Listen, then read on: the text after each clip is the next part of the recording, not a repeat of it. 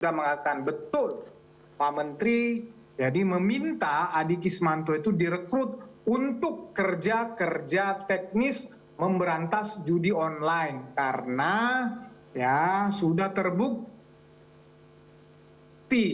Adi Kismanto bisa ya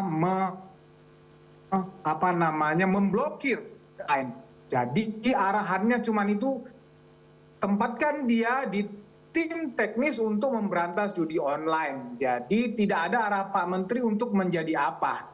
Nah, itu Dirjen yang mengatakan. Kemudian, jadi tidak ada aturan hukum apapun yang dilanggar dalam proses perekrutan itu. Karena Adi Kismanto itu tidak ditempatkan sebagai tenaga ahli kah, yang harus S1, sebagai apakah bukan. Dia hanya sebagai tim teknis. Dan sekali lagi kami sampaikan bahwa Adi Kismanto ditempatkan di situ adalah untuk membantu memberantas judi online. Nah, kemudian dia melakukan kinerja-kinerjanya dan masif, berhasil, sukses pekerjaan itu. Sehingga ya Denden dan kawan-kawan, Agus dan kawan-kawan itu merasa terganggu, ya, merasa order-orderan yang mereka terima tidak bisa mereka lakukan lagi. Nah, oleh karena itulah mereka mendekati Adi Kismanto ini. Ya, itu konteksnya. Kemudian tadi dikatakan memberikan kesempatan fasilitas. Tidak ada itu fasilitas apa. Ya, sekali lagi. Nah, itu ada yang publik salah menafsirkan di seolah-olah ditempatkan di ruang khusus. Memang di ruang khusus yang tadinya di lantai 3 yang tidak memadai karena ini timnya dibentuk supaya lebih masif, lebih besar. Ya, kemudian sebelumnya ada keterlibatan orang dalam sudah disingkirin oleh Pak Menteri, ditempatkan di lantai 8 supaya memang kinerjanya semakin aktif karena memang ini sudah tim baru. Itulah si Samsul tadi sebagai ketuanya. Nah, kemudian ya yang mau saya sampaikan lagi, masalah grup WhatsApp tadi, memang itu videonya tidak jelas. Grup WhatsApp itu adalah grup WhatsApp pemberantasan, sekali lagi, situs judi online. Ya, jadi kalau ada arahan dari Pak Menteri untuk memberantas situs-situs tertentu bisa langsung kepada ketua tim. Jadi bukan goblok sekali, mohon maaf, rasanya bodoh sekali ya Pak Menteri mengarahkan perintah untuk mengamankan situs judi online di grup WhatsApp atau kepada dirjen atau kepada ketua tim langsung. Ini kan nggak masuk akal. Jadi itu memang grup WhatsApp untuk pemberantasan judi online. Jadi konteksnya itu tidak ada, sekali lagi tidak ada satu fakta persidangan pun ya bukti apapun yang mengatakan menunjukkan keterlibatan Budi Ari. Yang tadi itu keterangan yang di video tadi itu sekali lagi itu adalah omongan Adi Kismanto menjual-jual menteri, ya. Bahkan si Adi Kismanto sendiri sampai sekarang nih, Adi Kismanto sendiri sampai sekarang tidak pernah mengatakan atau di fakta persidangan apapun tidak pernah mengatakan dia menerima arahan, ya, menerima perintah atau mengatakan bahwa Pak Menteri sudah mendukung dia untuk mengamankan situs judi online. Enggak, karena memang dia bekerja dari diri sendiri, dia mengkhianati menteri, ya, dia menusuk menteri dari belakang. Itulah yang terjadi. Ya, oleh karena itulah makanya tidak ada keterkaitan Budi Ari dengan fakta-fakta di persidangan, bukti-bukti lain yang mengarahkan Budi Ari. Makanya menurut kami Budi Ari tidak dipanggil dalam persidangan ini. Demikian. Baik. Berarti untuk grup WhatsApp maupun video itu tidak ada keterkaitannya ya dengan Budi Ari, begitu ya Bang ya. Baik, sebelum kita lanjutkan dialog, kita akan mendengarkan terlebih dahulu. Grup WhatsApp itu grup WhatsApp. Baik Bang, nanti kita mendengarkan dulu pernyataan yang diberikan oleh Mahfud MD, Menteri Koordinator Bidang Politik Hukum dan Keamanan periode 2019-2024, yang juga angkat bicara terkait dugaan keterlibatan mantan Menteri Komunikasi dan Informatika Budi Ari Setiadi dalam kasus judi online. Jaksa bisa, karena jaksa itu adalah penyidik di bidang tindak pidana korupsi. Kalau lihat itu, dia bisa berbuat sendiri. Saya jadikan ini tersangka. Atau nanti hakim memerintahkan karena ada bukti ini, memerintahkan kejaksaan agar ini dijadikan tersangka, itu bisa. Bisa gitu. begitu?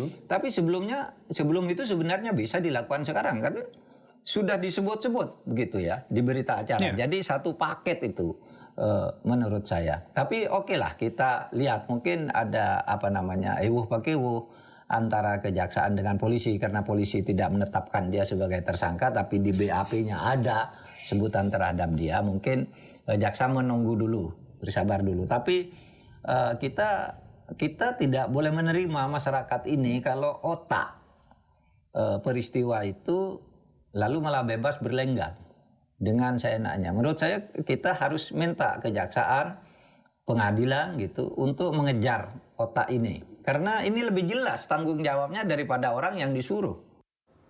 Ya, Bang Asmi, ini menurut Pak Mahfud MD bahwa Budi Ari ini perlu memang dipanggil dan dimungkinkan bisa saja untuk kedepannya mungkin akan menjadi tersangka. Bagaimana tanggapan Anda?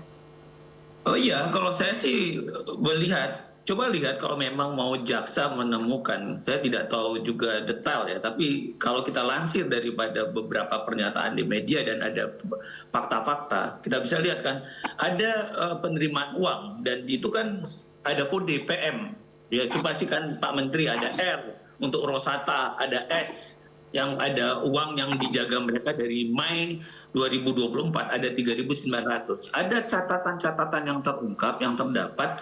Coba telusurin aja. Orang ada kepentingan apa untuk menerima uang? Pak Menteri kalau memang itu uang apa ini? Kan gitu-gitu. Makanya saya bilang tadi, ada meeting of mind, ada kehendak yang sama gitu loh. Kalau beliau memang ingin memberantas, kenapa harus ada uang? Gitu loh. Karena orang-orang ini menyatakan, oh, Pak Menteri dapat bagian, ada D, kode D untuk Deden, ada S untuk bagian Samsul Arifin, ada R untuk Riko, ada PM untuk bagian Pak Menteri. Ini disebutkan, ya monggo. Ya, saya kira adalah kalau ada dua hal keadaan yang berbeda, satu menyatakan tidak, satu menyatakan ada keadaan tersebut, benturkan saja gitu loh. Untuk kita lihat siapa yang benar nanti keadaan tersebut. Sehingga orang kan nggak akan mau dalam hal begini kan ingin juga menjaga kehormatannya, menjaga nama baiknya. Nggak mungkin 15 katakanlah atau 11 pegawai Komdiji termasuk katakanlah anak muda ini. Saya kira anak muda ini juga korban juga kan, adik Kismanto ini. Seharusnya dia bisa direkrut kan oleh badan sandi negara ataupun BSSN menurut saya. Sayang kan kepintarannya ini akhirnya untuk satu kejahatan.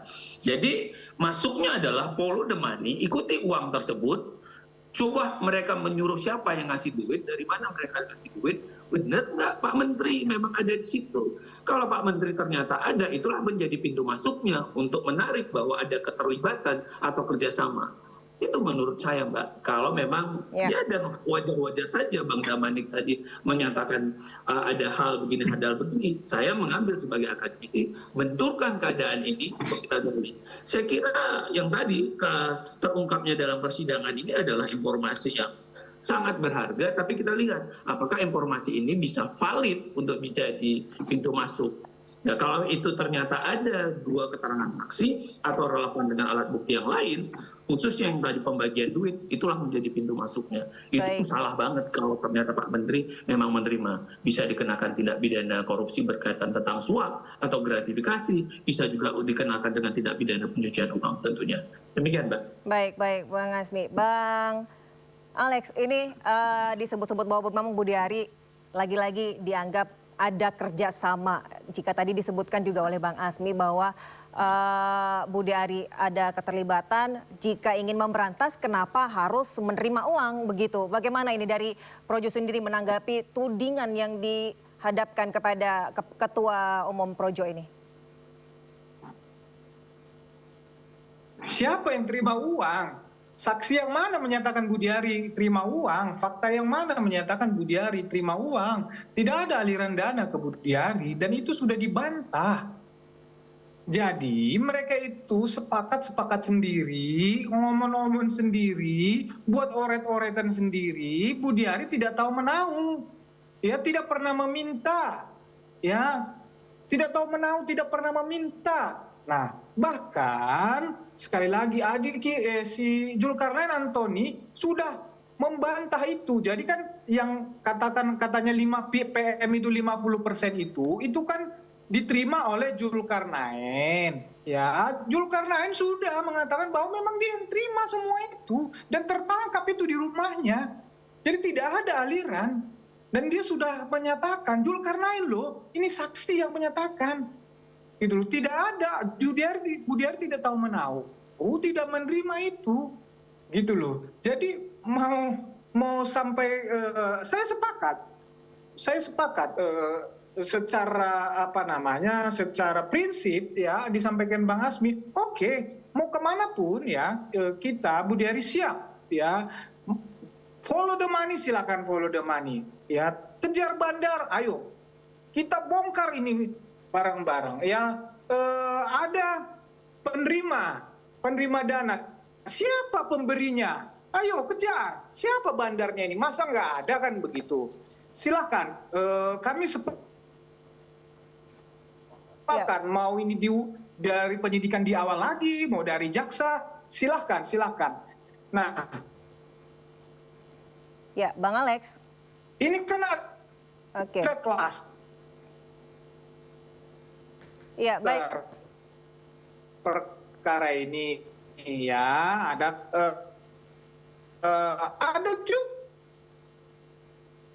di sini tipikornya ada, tindak pidana pencuci uangnya ada, perkara-perkara berkas yang berbeda.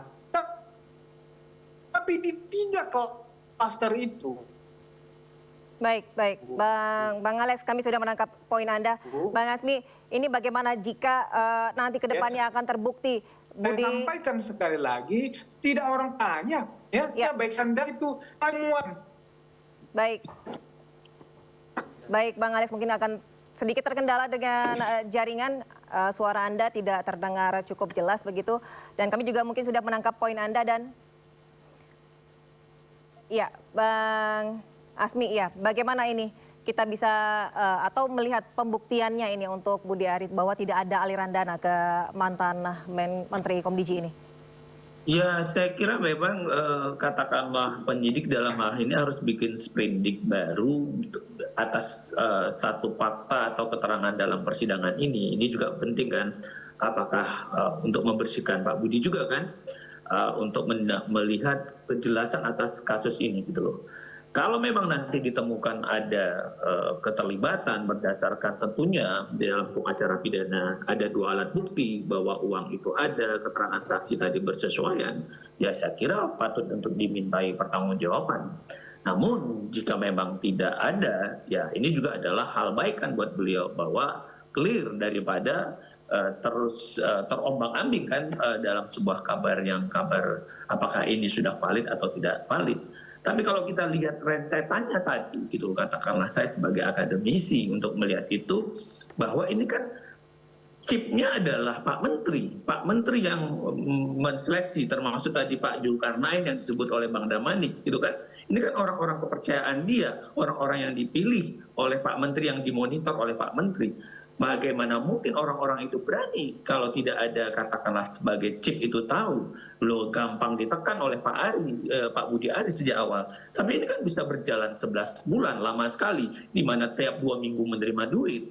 Masa dalam satu tempat orang bisa menerima duit dalam tanda petik dalam jumlah yang besar, itu udah pasti tahu siapa pemilik kewenangan, apalagi pemegang birokrasi tertinggi, semestinya dimintai pertanggungjawaban. Berbuat atau tidak berbuat atau lagi dia sikap diam saja juga salah. Seharusnya beliau sangat mengawasi untuk ini. Kenapa ini bisa berjalan lama? Kalau berjalan lama, tanya aja di dalam. Dan hal lagi-lagi, ini harus didekatkan dengan kejujuran ya. Ini harus didekatkan dengan warna merah putih. Kalau Bang Damanik tadi bilang, ayo ingin kita tuntaskan dengan benar, ya ayo gitu. Tapi kan kita juga tahu, judul ini kan salah satu uang yang bisa cari uang gampang kan gitu. Dengan jumlah masyarakat kita yang lebih banyak gitu loh. Jadi ini adalah cara cepat untuk cari uang dalam praktek-praktek jabatan-jabatan tertentu atau orang yang lebih konsumtif memang senang ada judul ini gitu. Ya kalau tadi Bang Damanik bilang buka, ya buka aja semua. Dari siapa bosnya, siapa bandarnya, ya biar tuntas aja daripada ini terkatung-katung. Pertanyaannya, berani nggak kita untuk merah putih? Gitu loh. Kalau ini berani, ya sudah buka gitu loh. Asal jangan ini cuma ganti pemain doang kan gitu loh. Bahwa judul tetap ada, cuma ganti pemain doang. Itu yang mungkin yang tadi disisipkan dari Bang Damanik kan. Demikian. Baik, baik, baik, Bang Azmi. Kita juga sama-sama akan menantikan seperti apa jalannya lanjutan dari sidang kasus judi online ini. Apakah benar terbukti dari fakta-fakta yang ada di persidangan ini membuktikan bahwa Budi Ari terlibat atau tidak. Terima kasih kami ucapkan kepada pengamat hukum pidana Bang Azmi Syahputra dan juga Waketum Projo Bang Freddy Alex Damanik. Selamat sore Abang sekalian. Selamat sore, terima kasih.